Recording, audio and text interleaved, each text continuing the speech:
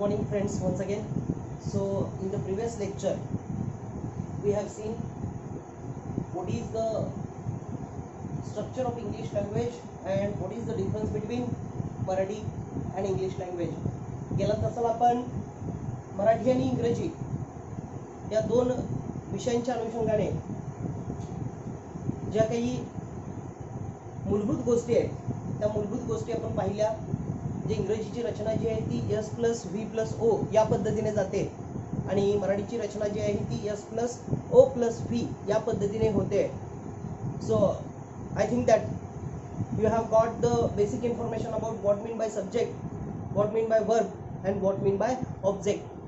कर्ता म्हणजे काय, कर्म म्हणजे काय आणि क्रियापद म्हणजे काय या अनुषंगाने तुम्हाला माहिती मिळाली असेल असं गृहीत धरून आपण पुढे जाऊया. थोडंसं म्हणजे अगदी in short I am going to tell those thing once again. पुन्हा एक वेळ त्या गोष्टी मी सांगतोय. वाक्यामध्ये क्रिया करणारा जो असतो तो कर्ता असतो. It is called a subject. ज्याच्या बाबतीत क्रिया चाललेली असते ते असतं ऑब्जेक्ट, कर्म. आणि जी क्रिया चाललेली असते ती असतं वर्ब, क्रियापद. Okay, so we have taken on that day Ram eats a mango. So in that given sentence Ram was subject, eats was verb and a mango was object. And generally the structure of that English is S+V+O. And today we are going to see, listen carefully, we have started basic grammar from what mean by subject. म्हणजे कर्ता म्हणजे काय इथून आपण सुरुवात केलेली आहे आणि आजच्या तासाला आपल्याला बेसिक सेंटेन्स पॅटर्न जे आहेत ते पाहायचे आहेत. आता बेसिक सेंटेन्स पॅटर्नचा अर्थ काय होतो बाळाओ, तर मूलभूत वाक्य रचना.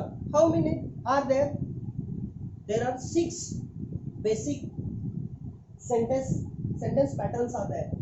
Whenever we are going to learn English, ज्यावेळेस आपण इंग्रजी शिकायचा प्रयत्न करतोय, इंग्रजीचा अभ्यास करतोय, त्यावेळेस आपल्या लक्षात येतं की वाक्य जी लिहिली जातात इंग्रजीमध्ये ती सामान्यपणे SVO हा झाला एक प्रकार. या पद्धतीने एकूण 6 प्रकारामध्ये ते आपल्याला वाक्य लिहिता येतात आणि तो जो पॅटर्न आहे तो पॅटर्न आपल्याला आजच्या तासाला पाहायचा आहे. मला आशा आहे की गेल्या लेक्चरमध्ये सांगितलेल्या गोष्टी बऱ्यापैकी माझ्या विद्यार्थ्यांच्या लक्षामध्ये आल्या असतील आणि आजच्या तासाला आज आपण ते पॅटर्न पाहणार आहोत. त्यातला पहिला पॅटर्न आहे बघाओ, the first pattern is S+V. The first pattern is S+V. आता प्रिव्हियस लेक्चरमध्ये मी सांगितलं होतं we are going to consider S as a subject and V as verb. So first pattern is there. या वाक्यांमध्ये जनरली अशा प्रकारच्या वाक्यांची रचना ही फक्त कशी असते, subject plus verb. For example suppose if we are going to take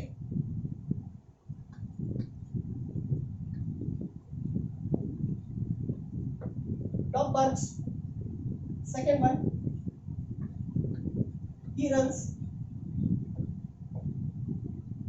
third one she writes. Okay, means the first construction is of S+V.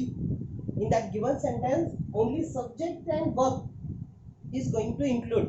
अशा प्रकारच्या वाक्यांमध्ये फक्त दोनच गोष्टी येतात, याच्यामध्ये ऑब्जेक्ट येत नाही. आता उदाहरण पाहूया आपण. डॉग बार्क्स, कुत्रा भुंकतो. Did you get the meaning or not? Yes, Absolutely, we are going to get the meaning of that sentence. कुत्रा भुंकतो, आपल्याला मीनिंग समजलंय बाळाओ. सेकंड वन ही रन्स, तो धावतो. Action shows us, she writes, ती लिहिते. त्यामुळे पहिली जी रचना आहे बाळाओ ती पहिली रचना आहे subject plus verb. Here I have added S for every verb. Actual main verb is bark. Here run and here write, but instead of bark I have used barks. There is one reason behind that one. There is reason behind that one. त्याच्या पाठीमागे एक कारण आहे. ज्यावेळेस आपण tense हा topic सुरू करणार आहोत त्या टॉपिक मध्ये आपल्याला त्याचे डिटेल्स पाहायला मिळतील. काही क्रियापदाने यस लागतो आणि काही क्रियापदाला ES लागतो. तो का लागतो तो त्या टॉपिक मध्ये आपण पाहूया, कारण एकाच वेळी सगळ्या गोष्टी तुम्हाला गोंधळात टाकणाऱ्या होऊ नयेत. So it is the first pattern S+V. The second pattern already we have learned, and that second pattern is S+V+O. S plus V plus O. Second pattern is there. दुसरा जो पॅटर्न आहे वाक्य लिहिण्याची जी पद्धत आहे ती सब्जेक्ट वर्ब आणि object या पद्धतीने आहे. म्हणजे आपण परवा घेतलेलंच वाक्य पुन्हा एक वेळ पाहूया. Ram eats a mango.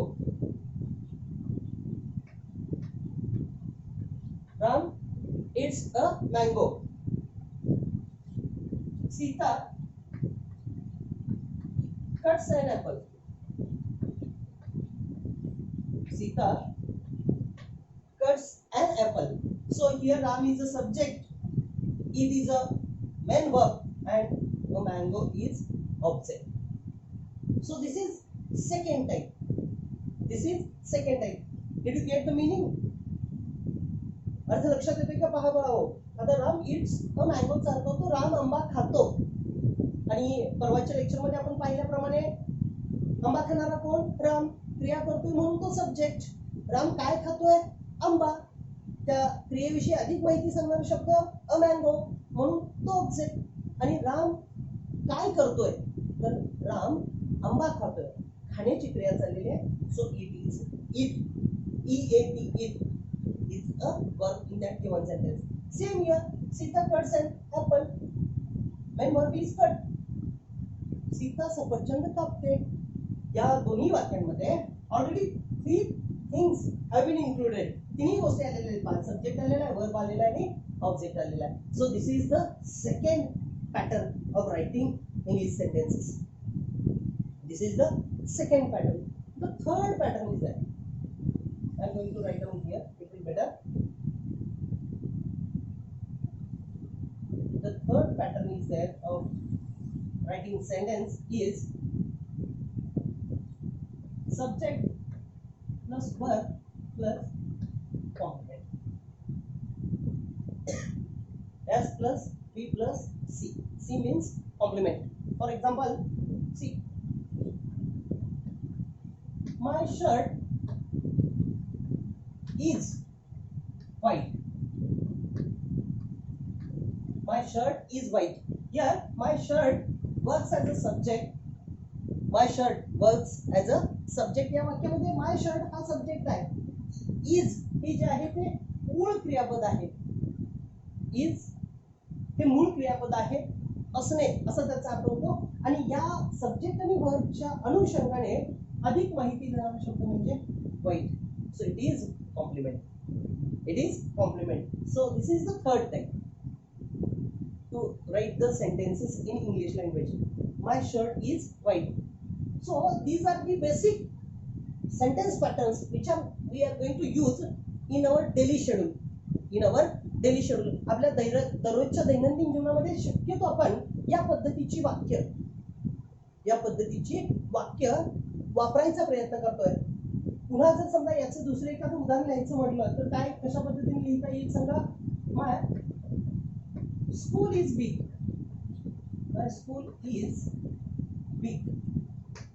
So my school is subject, is works as a verb, and big which tells something more about that subject. So for that purpose that third point is called as complement. आता कॉम्प्लिमेंटरीचा अर्थ मुळातच असा होतो की अधिकची माहिती.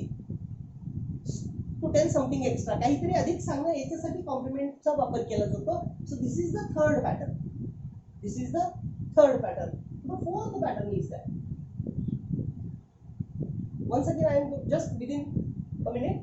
The first pattern is S plus V means subject plus verb. The second pattern is S plus V plus O. S plus V plus O. And the third pattern is S plus V plus C. C means complement. And the fourth pattern we are going to see. And that fourth pattern is that S plus verb plus C. Subject will be there in the first. Second one verb will be there. And again object plus fourth one DO. What mean by DO? Direct object. S plus V plus O plus direct object. Got it everyone?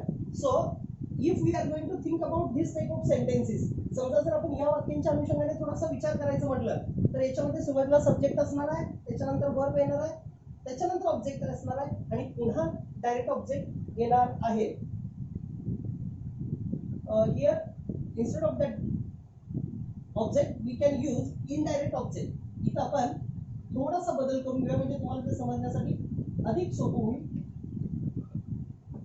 I ओ असं आपण म्हणूया. I ओ चा अर्थ होतो बाळा indirect object आणि D O चा अर्थ होतो direct object. Just keep in your mind, म्हणजे लक्षात ठेवायचा प्रयत्न करा. आता सध्या आपलं जे सगळं काम चालणार आहे ते जनरली या पॉइंटच्या अनुषंगाने चालणार आहे. But we need to know, आपल्याला माहित असणं गरजेचं आहे की कशा पद्धतीने वाक्य फॉर्म केली जातात, सब्जेक्ट कुठे येतो, वर्ब कुठे येतं, ऑब्जेक्ट कुठे येतो, what mean by complement, what mean by indirect object and what mean by direct object. तर ह्या गोष्टी आपल्याला माहित असणं गरजेचं आहे. यातलं पहिलं वाक्य जर आपण घ्यायचं म्हटलं तर ते पहिलं वाक्य या पद्धतीने येईल पहा. माय फादर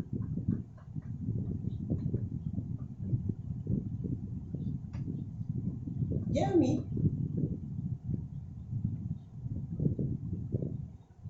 a clock.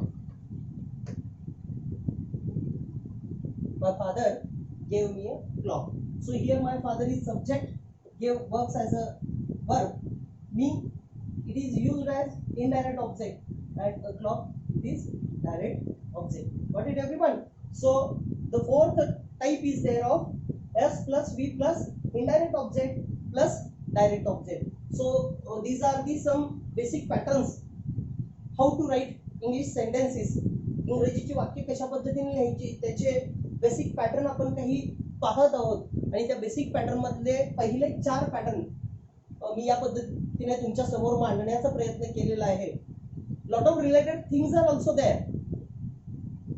ओके, म्हणजे याच्याशी संबंधित अजून बऱ्याचशा गोष्टी आहेत पण आपण सुरुवात केलेली आहे.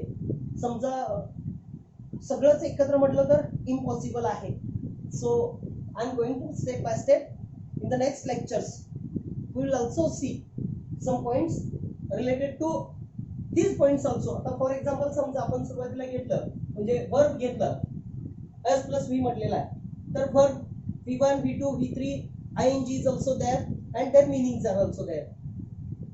सब्जेक्ट, आता सब्जेक्ट करता तर काही वेळेस ही शी इट, काही वेळेस प्रॉपर नाउन. मग प्रॉपर नाउन कधी, त्या प्रॉपर नाउनचे प्रोनाउन काय होतात, अशा बऱ्याचशा गोष्टी आपल्याला पुढे जाऊन शिकायच्या आहेत. पण सध्या तरी एवढं लक्षात ठेवा की बेसिक सेंटेन्स पॅटर्न जे आहेत ते या पद्धतीने आहेत बाळा. म्हणजे पहिला पॅटर्न आहे तो S प्लस V सब्जेक्ट आणि वर्ब असेल. दुसरा आहे SVO जो जनरली वापरला जातो सब्जेक्ट वर्ब आणि ऑब्जेक्ट. तर third one is that subject verb plus complement addition. Fourth one is that subject plus verb plus indirect object plus direct object. My father gave me a clock. As like that one we can write down sentences related to this fourth type. Related to this fourth type. So in this lecture we have seen total already at the beginning of the lecture I have told that how many sentence patterns are there.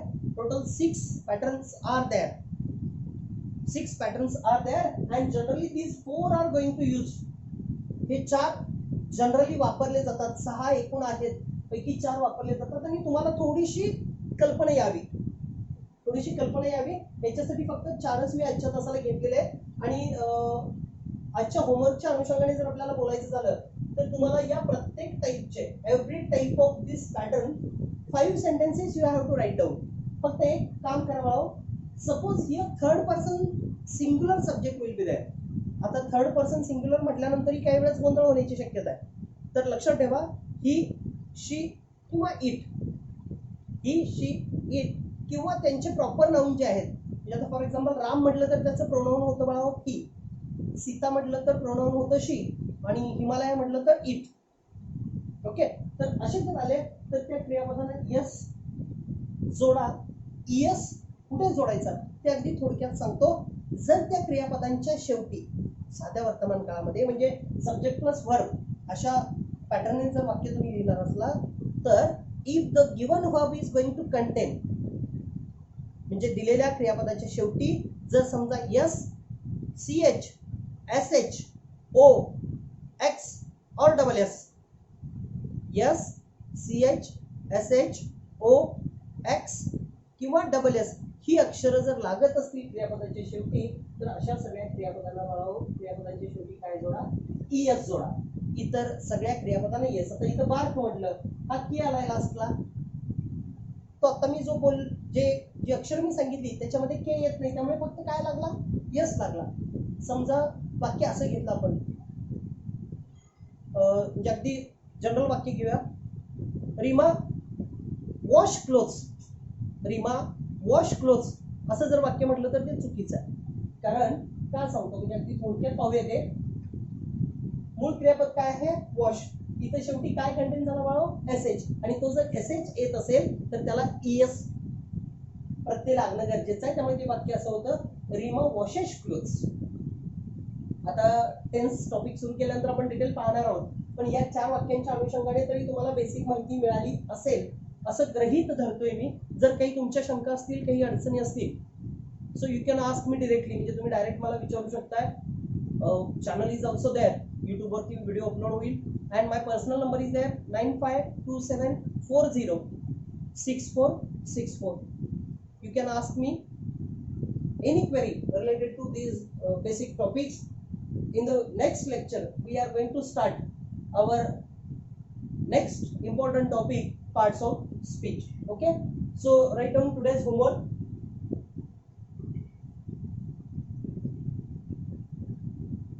Today's homework is that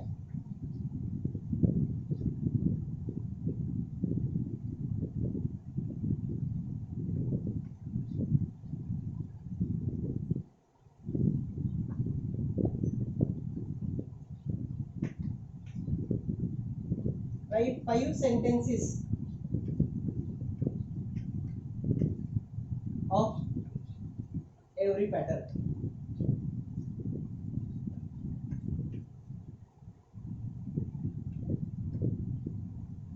Write 5 sentences of every pattern. How many patterns we have seen today? We have seen 4 patterns today. त्या 4ही pattern पैकी प्रत्येक पॅटर्नची किमान 5 वाक्य लिहायची तुम्हाला. मला वाटतंय दिलेली माहिती बऱ्यापैकी 4वी, 5वी, 6वी या वयोगटासाठी समजणारी असावी असं गृहीत धरतोय. Because already the student those who are learning in 8, 9, 10 standard और those who are securing higher education, they know about this all. त्यांना हे सगळं माहिती आहे. पण आपला एज ग्रुप जो आपण टार्गेट केलेला आहे तो एज ग्रुप आहे 4th, 5th and 6th standard. Okay, so thank you. Best विशेष फॉर युअर स्टडी.